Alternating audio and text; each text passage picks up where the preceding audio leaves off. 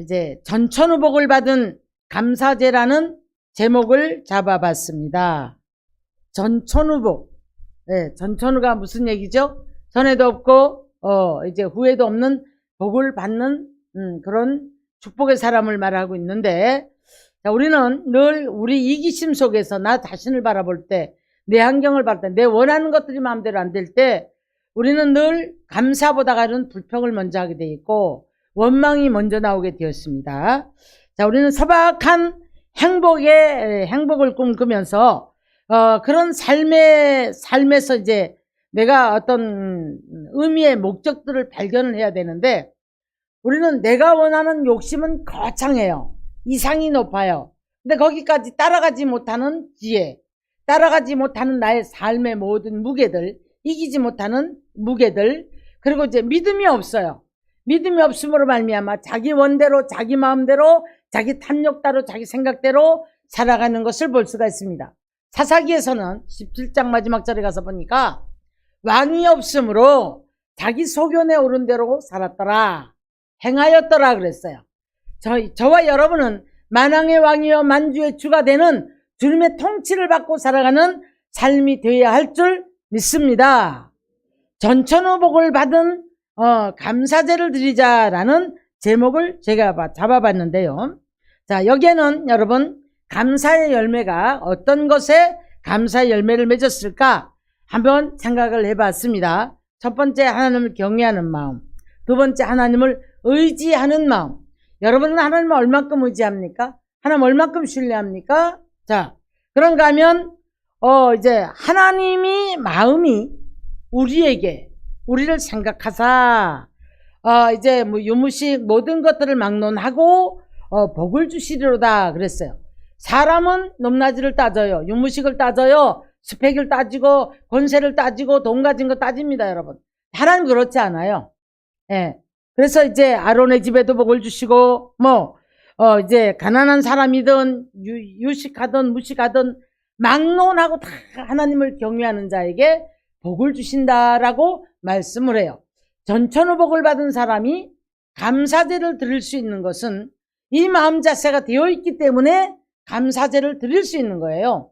자기 이기심에서 감사를 모르는 사람이 어떻게 감사제를 드리겠습니까? 그래서 이제 앞을 봐도 뒤를 봐도 돌아보니까 하나님이 나와 함께 하셨고, 하나님이 나를 지키시고, 하나님이 나를 여기까지 인도하신 분도 하나님이셨더라는 것을 이제 고백하는 그런 사람이겠죠. 자, 그러면 우리가 이제 어떤 사람이 이 전천후 복을 받을 수 있을까 먼저 생각을 해봐야 되겠죠. 요한복음 15장 4절로 5절 말씀을 보면요, 포도나무와 가지의 비유를 했어요. 포도나무 예수님입니다. 포도나무에다 붙어있는 가지는 붙어 있어야만이 열매를 맺는데요. 근데 여기 병이 들거나 마르면은 잘라서 불에 던져버리겠다고 말씀을 해요. 전지가위에 대해서 자르면 우리는 아픕니다, 여러분. 버림받는다는 것, 지옥 백성 된다는 거지요. 하나님이 돌아보지 않는다는 겁니다. 자, 그래서 우리가 가지는 반드시 포도나무에 붙어 있어야만이 열매를 맺어요. 자, 그래서 이제 이사야 55장에 가서 보니까 내가 이제 참 포도나무를 심고 참 포도가 열리기를 바랐더니 들포도가 맺히면 어찌미냐. 주님의 탄식 소리를 들을 수가 있어요. 하나님은 오늘도 우리를 축복하셔서 저와 여러분 모두가 다 참 포도나무에 붙어 있음으로 말미암아 날마다 이제 참 포도 열매를 맺는 삶이 되어지는 풍성한 삶을 살기 원하시는 줄 믿습니다. 자, 그래서 두 번째로 보니까 너는 내 안에, 나는 너 안에. 너와 나는 하나입니다. 자, 여러분, 우리가 주님 안으로 들어가야 되거든요.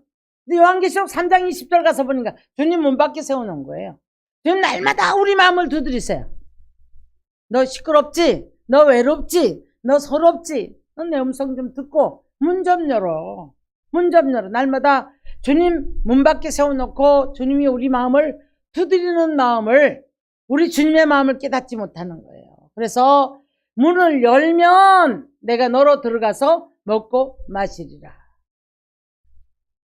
아버지와 내가 하나인 것처럼 너와 내가 하나가 되어서 너는 내 안에 나는 너 안에 하나가 되어질 때에 우리는 전천후적인 복을 받고 감사제를 드리는 축복의 사람이 되어질 줄 믿으시기를 주님의 이름 축원합니다. 고린도후서 9장 10절을 보니까요. 심는 자에게 양식을 주시고 풍성하게 하시고 의의 열매를 맺게 하신다. 이렇게 말씀을 했어요. 이게 무슨 이야기입니까? 하나님의 것이 구별이 돼야 되는 거예요. 많은 사람들이 내 것은 만들려고 하지만 이 만물이 주인이 하나님이라는 걸 모릅니다, 여러분. 그러다 보니까 감사 못해요. 네, 늘 부족함 투성이에요. 그래서 괴롭죠. 마음이 늘 괴로워요. 왜냐하면 채워지지 않는 마음 때문에 괴로운 거예요. 그래서 이제 의의 열매를 맺는 사람들은 하나님의 것이 만물이 하나님의 것이고 저와 여러분의 육체도 하나님의 거예요. 자녀도 내 것이 아니고 하나님이 키우라고 맡겨주신 자녀인 줄로 믿습니다. 자, 그래서 우리가 이제 이 전천후의 축복을 받은 사람의 심령의 땅이 마태복음 13장을 가서 보니까 어떤 땅입니까? 옥토가 돼야 되는 거예요. 예. 좋은 땅에다 좋은 씨를 뿌렸더니 아름다운 열매를 맺는데요. 자, 땅이 나쁘니까 아무리 좋은 씨를 뿌려도 들포도를 맺는 거예요. 이 심령의 땅입니다, 여러분. 저 땅을 말하는 게 아니고 심령의 땅입니다. 마음 바탕이 예뻐야 되는 거예요. 가시가 없어야 되고 이기심과 탐욕과 미움과 이 모든 것들이 없어야 되는 거예요. 그래서 우리는 남을 배려할 줄 알고 먼저 멀리 볼 수 있는 눈을 가져야 된단 말이죠. 상황도 알 수 있고 그래서 우리가 생각을 아끼고 말을 아끼고 우리가 그래서 많은 이제 아름다운 열매를 좋은 땅, 좋은 심령에다가 이제 아름다운 열매를 맺는 그런 귀한 삶이 돼야 될 줄 믿으시기를 바랍니다. 마태복음 7장 17절을 가서 보면은 이런 말씀을 했어요. 그 열매를 보아서 그 나무를 알지니 그랬습니다. 가시나무에서 무화과 못 따요. 가시나무에서 엉겅퀴를 못 땁니다, 여러분. 그런데 내가 가시나무여 내가 엉겅퀴 노릇을 하면서 내가 포도를 따기를 원하고 무화과를 따기 원하고 여기에 풍성한 아름다운 열매를 맺기를 원한단 말이죠. 그랬더니 그 나무를 보아서 그 열매를 보아 그 나무를 알지니 그랬어요. 여러분 어떤 열매를 맺고 사십니까? 여전히 우리는 죄악의 열매, 여전히 미운 사람이 많고 이기심과 대체가 모든 것이 내 중심이 되어 있는 이런 열매를 맺고 살지는 않습니까? 자, 그래서 우리가 이제 전천후 복을 받은 사람의 감사제를 드릴 수 있는 사람들은 첫째도 둘째도 붙어 있어야 되고 주 안에 함께 있어야 되고 좋은 땅이 돼야 된다고 좋은 성품이 돼야 된다 이런 말입니다. 자, 그런데 거기서 나오는 언어, 거기서 나오는 삶의 모든 이제 행태들, 이 모든 것들이 열매를 맺어내기 때문에 사탄에게 잡히고 죄에 잡히고 그러니까 우리는 늘 고통을 헤맬 수밖에 없는 거예요. 자, 그런데 요한복음 12장 24절 가면 이런 말씀을 해요. 한 알의 밀이 땅에 떨어져 죽지 아니하면 그대로 있고 죽으면 열매를 맺는다. 여러분 한 알의 밀알이 돼야 되는 거예요. 가정에도 한 알의 밀알이 돼 있어야만이 여러분 희생할 줄 알고 복음의 밀알이 되어질 때에 교회도 마찬가지입니다. 여러분 가정에도 마찬가지입니다. 직장에도 마찬가지입니다. 사업장에도 마찬가지입니다. 나 한 사람의 한 알의 밀알이 되어질 때에 그를 통해서 그 직장이 복을 받고 사업장이 복을 받고 가정이 복을 받는 거예요. 우리 예수님이 한 알의 밀알이 되셨음으로 말미암아 인류를 구원하신 것처럼 그래서 초대교회가 생겨나고 그런 말미암아 오늘날 이방인들까지도 구원을 받는 역사가 있었던 것처럼 저와 여러분이 한 알의 밀알이 되어서 감사 열매를 맺을 수 있을 때에 전천후적인 복을 받은 사람의 입술의 열매가 감사할 수 있는 줄 믿으시기를 바랍니다. 내가 무엇을 줬으니까 그래서 하나님 감사해요. 나 뭘 이렇게 해줬으니까 감사해요. 이런 열매를 말하는 거 아니에요, 여러분. 여기서 말하는 전천후적인 복을 받은 사람의 감사는 하나님이 먼저 우선이 되어지는 거예요. 모든 조건은 하나님이 먼저 우선이 되어지는 거예요. 하나님이 나를 위해 십자가 지셨으면 나도 참을 수 있고 이해할 수 있고 용서할 수 있고 하나님의 미랄이 되어질 수 있는 희생할 수 있는 자세가 되어져야 될 줄 믿습니다. 자, 그러면 무엇이 또 우리들이 이제 전천후적인 복을 받았다고 우리가 고백할 수 있을까요? 아담의 후손인 저와 여러분은 어느 한 사람도 하나님 앞에 의인의 반열에 들어갈 수가 없어요. 다 지옥 백성이에요. 그런데 누구를 통해서 여자의 후손을 보내줄 것이다. 그래서 여자 후손이 와서 뱀의 후손을 밟아버릴 것이다. 여러분, 이 세계를 망치는 모든 악한 세력들은 사단의 존재예요. 그런데 이 모든 악의 세력들이 얼마나 센지 몰라요. 근데 이제 우리 주님이 뭐라고 말씀하셨어요? 하나님께서 여자의 후손을 보내주겠다. 때가 참해. 예수님이 이 땅에 오셔서 십자가에 못 박혀 죽으심으로 말미암아 이것을 믿는 자들에게는 흉악의 결박이 풀어진 줄 믿습니다. 저주의 결박이 풀어진 줄 믿습니다. 그래서 우리는 천국 백성이 되어진 거예요. 하나님의 자녀되는 권세를 주신 거예요. 이제는 우리가 지옥을 갈 수가 없어요. 넘어지면 불신앙 가운데 있으면 문제를 통해서도 채찍을 대서 끌어와요.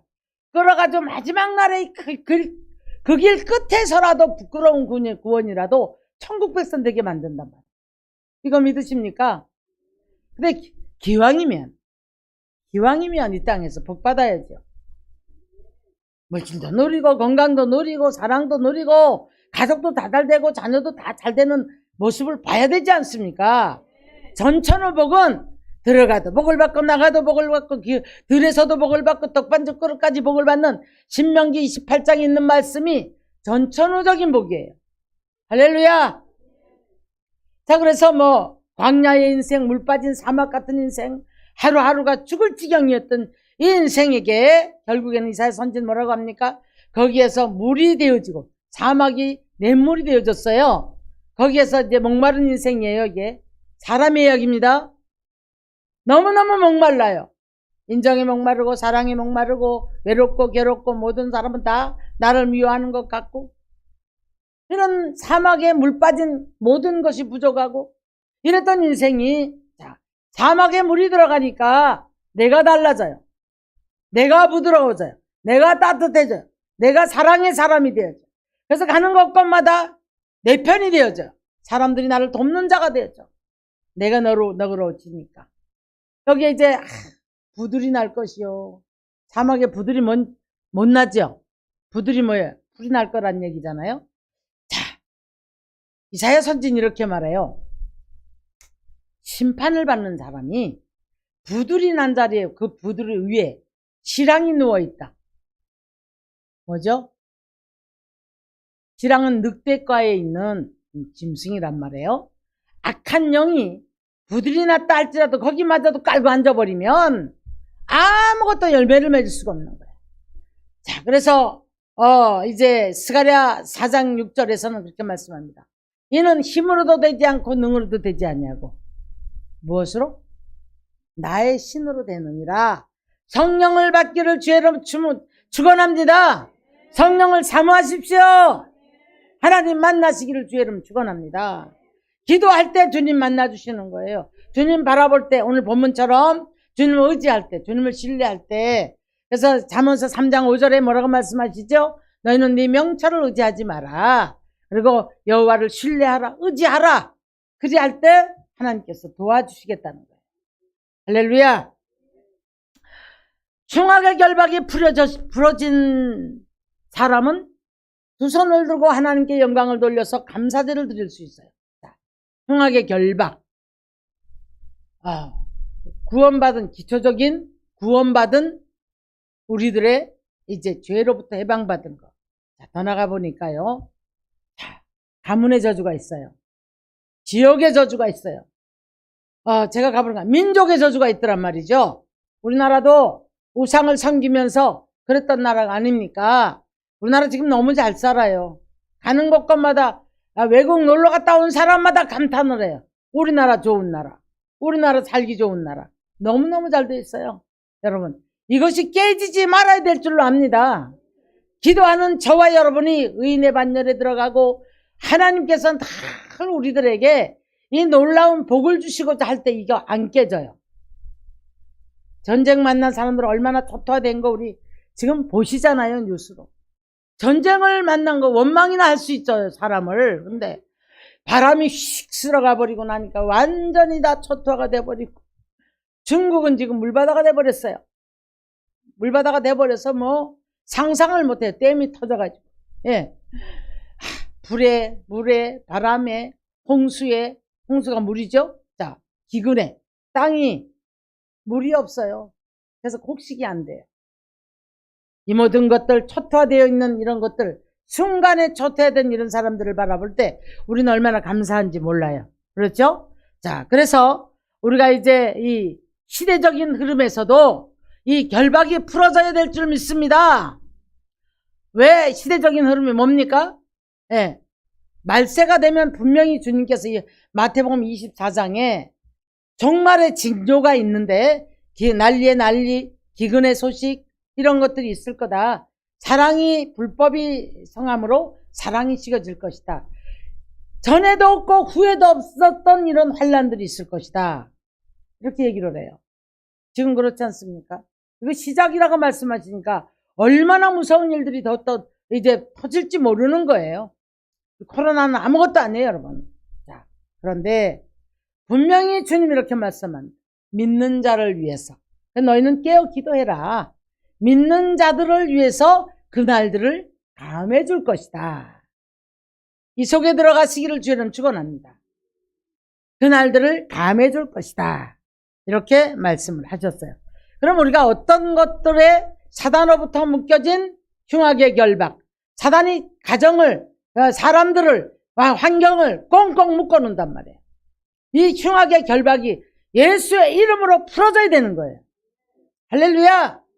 질병의 저주에서 노임받아야 되겠고, 환경을 꽁꽁 묶어 있는 악한 영으로부터 노임받아야 되겠고, 자, 또 물질의 문제로부터 노임받아야 되겠고, 인간의 관계에 묶인 것들, 이것들로부터도 우리가 다 노임을 받는 풀어지는 역사가 있기를 주의 이름으로 축원합니다. 아멘. 네. 자, 더 큰 전천후 축복은 다윗은 이런 고백을 했더라고요. 늙어도 여전히 결실하여 진액이 풍족하고 잎이 청청하며 열매를 맺는 신앙. 네. 여러분, 우리가 갈렙에 대해서 잘 알잖아요. 85세가 되었음에도 불구하고, 내가 이 산지를 내게 주셔서 내가 올라가서 이것들 그때 약속을 이제 난 이루겠다라고 말하는 거예요. 뭐 우리 나이 조금 먹어가면서 아이고 죽겠네, 아이고 힘들어, 그래서 예배가 안 되고 그래서 기도가 안 되고, 여러분 믿음이 없는 거예요. 네. 나이가 들수록 여러분 다윗이 그래서 장수할 수밖에 없었던 거예요. 네. 다윗이 아팠다는 얘기 없어요. 자, 이제 가는 데마다 나이가 70만 넘으면 다 뭐 늙으니까 그래, 이런 고백들을 많이. 전 그러고 고백하고 싶지 않아요. 늙어도 잎이 청청하고 시절을 쫓아 가시를 맺는 축복의 전천후적인 복을 받아 누리는 저와 여러분이 되시기를 주님의 이름으로 축원합니다.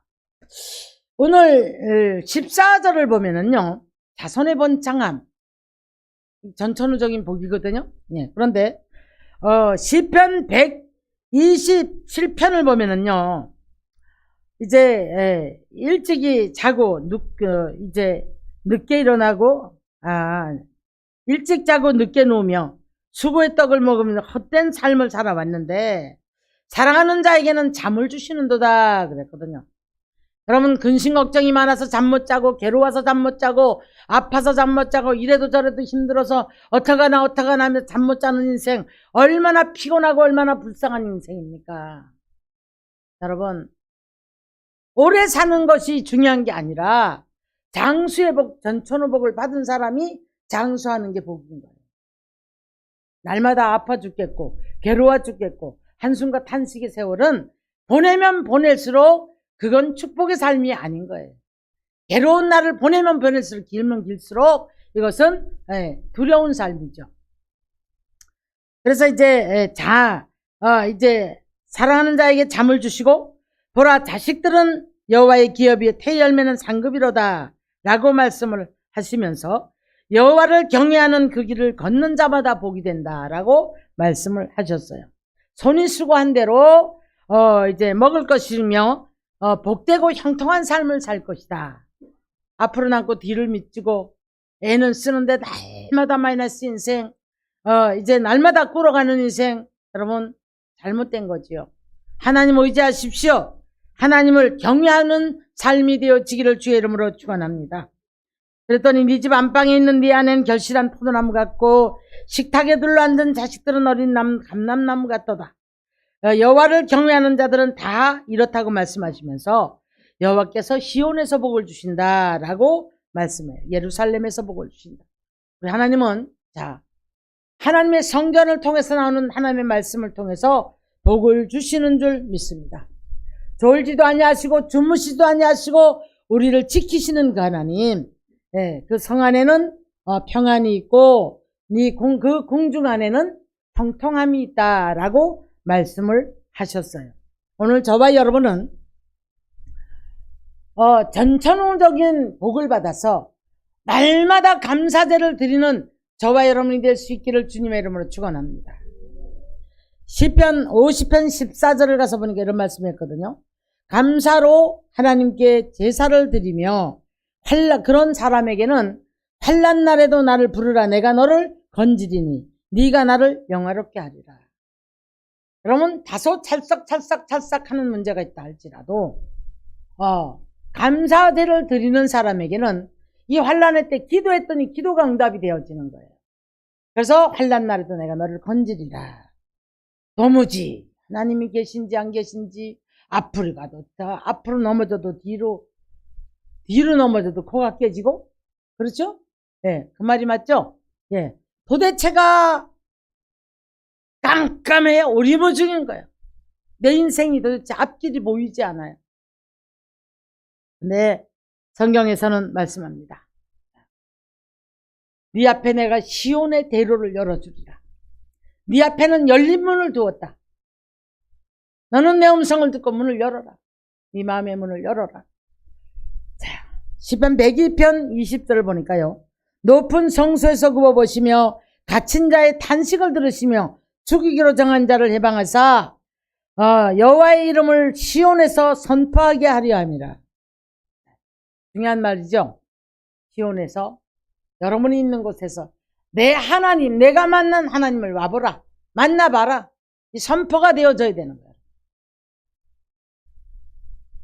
내가 복을 받았다고 교만한 게 아니라 내 의에 차서 날마다 나만이 아니라 하나님이 나와 함께 하심에 그 하나님을 와서 보라. 내가 만난 하나님을 한번 만나보라. 내 삶에 역사하신 그 하나님. 그래서 저는 신앙의 기념비가 많은, 쉽게 말하면 하나님이 도우심에 은총이 표적이 되어서 많은 기적의 역사를 체험하기 때문에 이것을 간증이 많은 전도할 수 있는 축복의 사람이 되어지기를 주의 이름으로 축원합니다. 이런 사람이 복받은 사람이에요. 시편 96편 보니까 새 노래로 여호와께 노래하라. 그의 구원을 날마다 전파할지어다 그랬어요. 구원의 역사를 체험을 해야 전파를 하잖아요. 내가 만난 하나님, 내가 이런 문제 있었는데 기도했더니 이렇게 역사하셨어. 나는 이런 환경 속에서 나를 이렇게 도우셨어. 이 구원이 전파가 돼야 되거든요.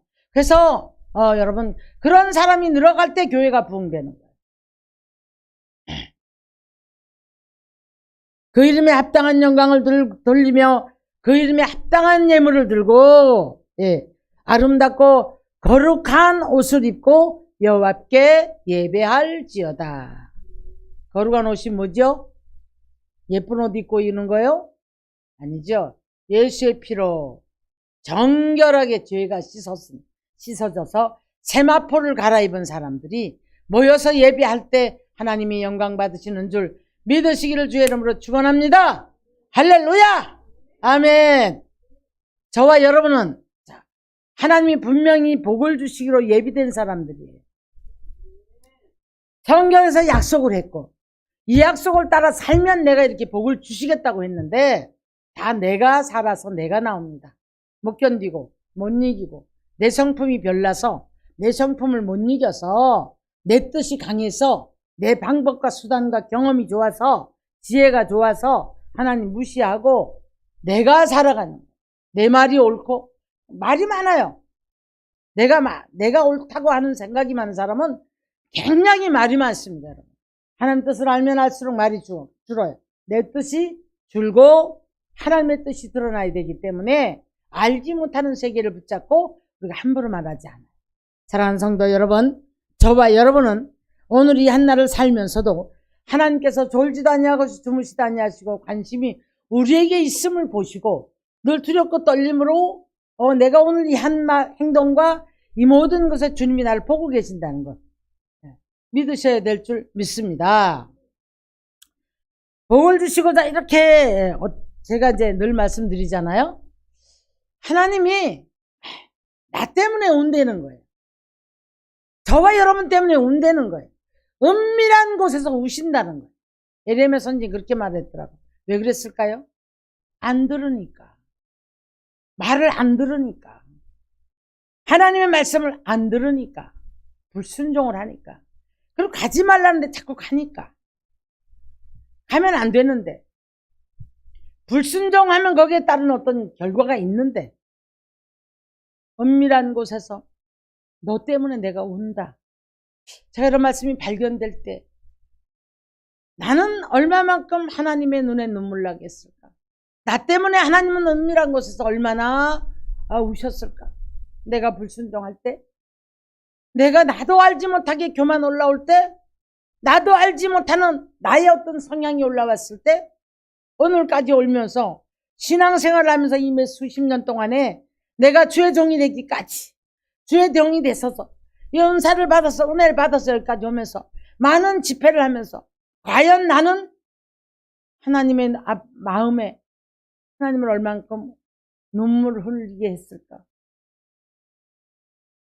왜 은밀한 곳에서 우실까? 제가 조용히 생각을 한번 해봤어요. 이런 생각이 들었습니다. 이건 제 생각이에요. 우리가 자녀를 키워요. 지독히도 말 안 듣는 자녀가 있어요. 그러면 그 자녀 때문에 그 부모는요, 남몰래 울어요. 남 보는 데서는 그래도 칭찬하고, 그래도 내 자식 자랑하고, 잘 되기를 원하고, 막 뻥튀기 하죠. 그런데 불순종하는 자녀를 볼 때, 남이 안 볼 때 때려주고 나니까 마음이 아파서 또 밤에 울어. 부모가. 그런가 하면 왜 저렇게 안 변할까? 저놈이 왜 저렇게 속을 썩일까? 부모가 돌아서서 눈물 흘리잖아요. 그래서 거기에 제가 비유를 하면서 그래서 하나님이 은밀한 중에 우리 때문에 우시는구나. 그런 생각이 들었어요. 여러분, 하나님 눈에 눈물 나게 하지 마시기를 바랍니다. 하나님의 뜻을 분별하고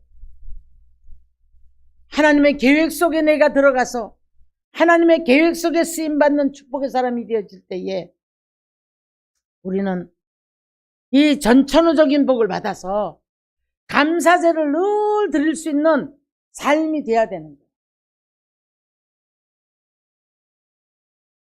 제가 이걸 이렇게 한번 엮어봤어요. 제가 제 삶을 돌아보니까 죽을 자리 넘나들었잖아요. 너무너무 아팠잖아요. 가난의 저주가 있었다고 했고 집안에 혈통을 타고 내려온 저주가 있었다고 말해요. 나 때문에 나를 여기까지 신앙을 성장해 오기까지 내가 이제 내 편에서 돌아보니까 하나님의 은혜가 아니면 나 여기 살아있을 수가 없어요. 전 스스로 많이 고백합니다.